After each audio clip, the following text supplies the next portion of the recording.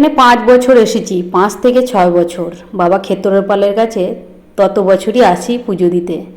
যাই হোক, সকালবেলা আমি রেডি হয়ে গেছি পুজো দিতে যাওয়ার জন্য। আমার কাছে এই প্যাকেটে আছে মালা, রজনীগন্ধার মালা, অপরাজিতার মালা।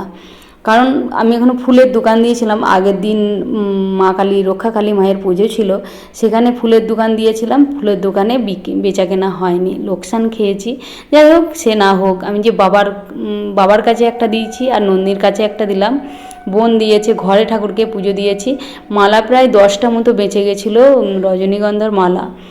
সে কোনো মানে করতে লাভ নেই, ঘরে ঠাকুরকে দিয়েছি। তারপরে প্রচণ্ড ভিড়, ওখানে এত লাইন ছিল। আমরা একটা ভিআইপি কার্ড বাড়ি মালিকের সঙ্গে নিলাম, আমি আমার বোন নিয়েছিলাম কার্ড, তাই সেই ভিআইপি কার্ড দেখিয়ে আর লাইনে দাঁড়াতে হয়নি। একটা সুবিধা, বাড়ি মালিক যেহেতু এই মেলার কি বললে জানো, সেক্রেটারি, কতক্ষণ ধরে মনে করতে লাগলো, সেক্রেটারি, সেই হিসাবে উনি তো সব দায়িত্ব ওনার হাতে, তাই সত্যি বাড়ি মালিক ছিল বলে অনেকটা সুবিধা হলো। এই দেখুন রাধা কৃষ্ণ, রাধে রাধে।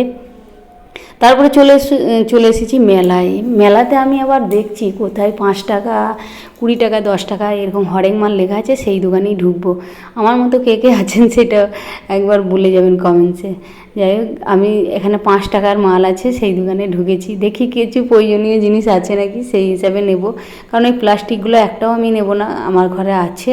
আর ফালতু প্লাস্টিক নিয়ে পড়ে থাকবে। আর হ্যাঙ্গার নেই, কাপড় ব্লাউজ রাখার হ্যাঙ্গার নেই, তাই কটা হ্যাঙ্গার নিয়ে নিলাম। আর ওই একটা স্টিল উল নিয়েছি, স্টিল উল, আর একটা বোতল পরিষ্কার করার ওই একটা নিয়েছি, বোতল পরিষ্কার হয় যেগুলোতে, ওইগুলো খুবই দরকার, ঘরে থাকা দরকার, নিয়েছি। আর এই দেখুন মা তারা সেন্টার, এখানে 25 টাকা, এটা 6 টাকা। এই দোকানগুলোতে একবার ঢুকে দেখবো। আর এই দোকান দেখুন ফাঁকা, এই দোকানে লোকই নেয়, 100 টাকার মাল, সেই জন্য। আর ভিড় যত হয়েছে, 20 টাকা, 30 টাকা, কোন এইসব দোকানে ভিড়। সত্যি মেলা তো এখন লোকে সেই দিকেই যাচ্ছে। আর এখানে আমার 2টো বাটি দরকার ছিল, কারণ পুজোর জোগাড়ে কিছু অল্প অল্প করে জিনিস কিনে রেখে দিলে না বেশ ভালোই হয়। তাই আমিও ভাবছি যে এবার 1-2টো করে কিনে রেখে দিলে আর যখন ঘরে পুজো দেবো অন্যজনের কাছে আর আনতে যেতে হবে না, তাই না? তাই খাচ্ছি দাচ্ছি, আমাদের সবই আছে, এবার পুজোর জোগাড়টাও তো করে রাখা দরকার। তার জন্য এখান থেকে 2টো ছোটো বাটি নিলাম। আর এমনি পুষ্পপত্র এগুলো সব আছে ঘরে। বাটিগুলো কিন্তু খুব সুন্দর, ডিজাইনটা খুব ভালো লাগছে, পাথরের বাটি। আর ওই বাটিগুলো বড়গুলোর দাম বলছে 250 টাকা। বড়গুলোতে দই বসানো যাবে, এই যে দই, এই দেখুন এই বাটিটা খুব পছন্দর। কিন্তু ঘরের জায়গা থাকলে বাটিগুলো নেওয়া কোনো অসুবিধা নেই, সাজিয়ে রাখা যায় শোকেসে। এই দোকানও ফাঁকা, এই দোকানে কিছু হরেক মাল বলে লেখা নেই, তাই ফাঁকা দেখুন।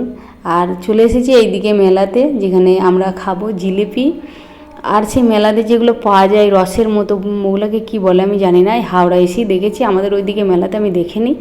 মানে রস বড়া টাইপের আচারের দোকান বসেছে, এই দেখুন এই দোকান ফাঁকা। এরা যে দোকান, এই দেখুন এইগুলোর কথা বলছি, এইগুলো খেতে আমার বেশ ভালো লাগে। আর জিলিপি, মেলা মানেই এইগুলো আর জিলিপি। আপনাদের ভিডিওটা কেমন লাগলো অবশ্যই কমেন্টস করে জানাবেন, আর ভালো থাকবেন।